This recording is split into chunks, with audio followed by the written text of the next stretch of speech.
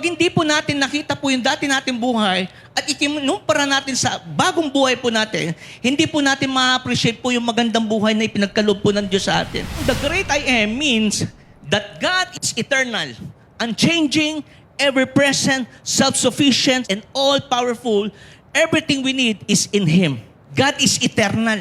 Walang katapusan po yan. Wala pong pinagmulan po yan. Ang sabi po dito, unchanging. Hindi po nagbabago. Ang batayan po ng ating pong Panginoon Diyos sa buhay po na to, mga kapatid. Kaya hindi po nababago po yung pag-ibig po niya dahil po sa ating pong Panginoon Kristo na tinanggap po sa buhay po na to. Sabi niya dito, ever-present. Lagi po siyang nandiyan. Tulog ka pa, nandiyan pa rin siya. At ang pinakamaganda po dito, yung sinasabi po dito na self-sufficient. Ano man po yung meron po sa Kanya, mismo galing po sa Kanya. Hindi po siya umaasa po sa iba. Huli po dito ay yung all-powerful. Makapangyarihan po sa lahat. Everything we need is in Him.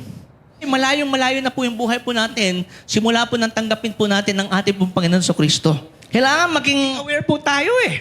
Kasi mga kapatid, pag hindi po natin nakita po yung dati nating buhay at ikinumpara natin sa bagong buhay po natin, hindi po natin ma-appreciate po yung magandang buhay na ipinagkaloob po ng Diyos sa atin.